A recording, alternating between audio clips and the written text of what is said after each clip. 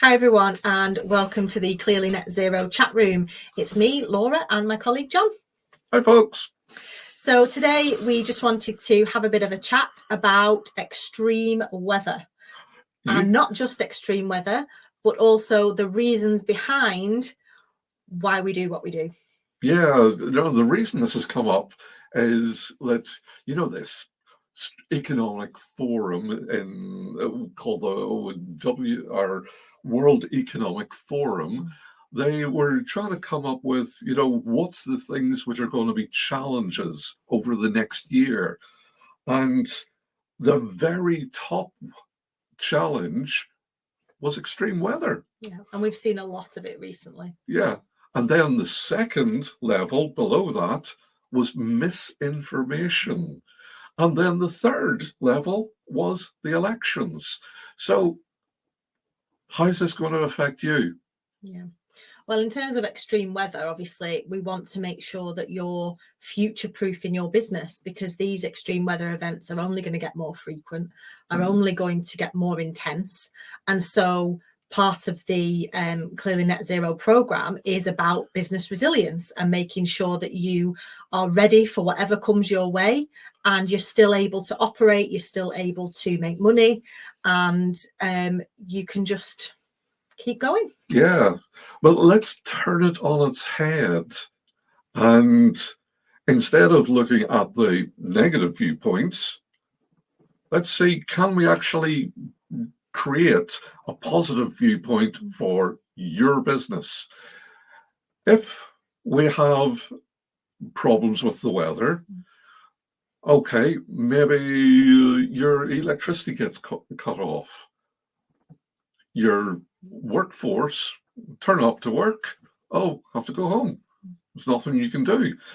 But if you actually had a battery system for your energy, then number one, you could be storing energy. Number two, you could actually be storing energy at the cheapest rate. So instead of instead of paying 25, 30, 35 pence per unit, you could be charging that battery at 9, 10 pence overnight. Yeah. And whenever the electricity, if it happens, gets cut off, then the battery takes over.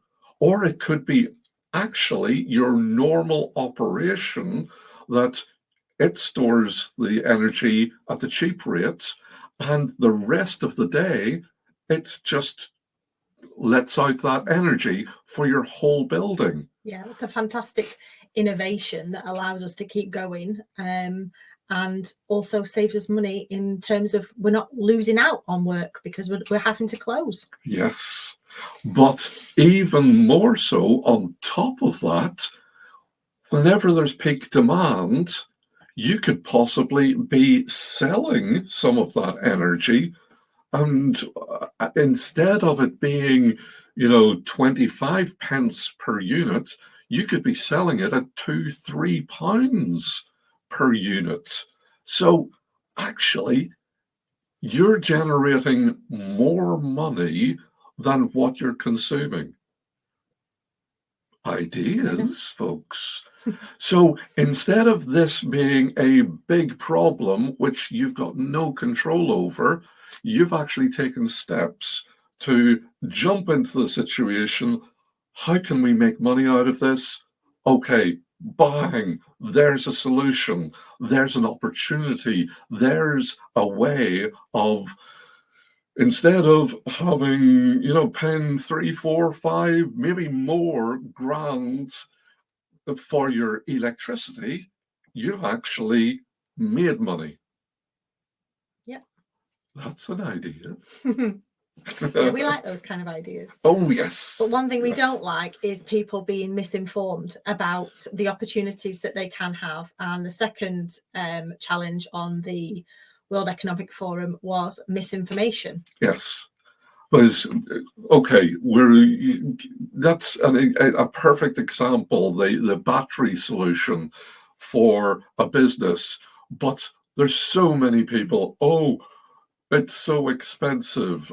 Actually, whenever you do your homework, find out how much it's going to cost and do an assessment, all of a sudden, that misinformation is showing up to be a pile of And rubbish. let's not forget, when we go through the resource efficiency process to find the quick wins, to find the easy and cheap and free ways of saving money within your business, that pot of money that you've saved, ring fence it for future investment in battery systems, in renewables, Yes. in green technology. Don't just reinvest it into making more money in marketing. Use it to actually diversify the things that you do with that money and look at innovation as a way to generate more. Yes, yes. So these are all the things that we look at and we try to mitigate against, but it's always we're looking to build on the positive side, because that's what's going to change your business. That's what's going to give you a stronger foundation for your business, putting money back into your cash flow. And whenever you actually write this out and write it into a financial forecast, then the bank goes, oh, those guys are prepared.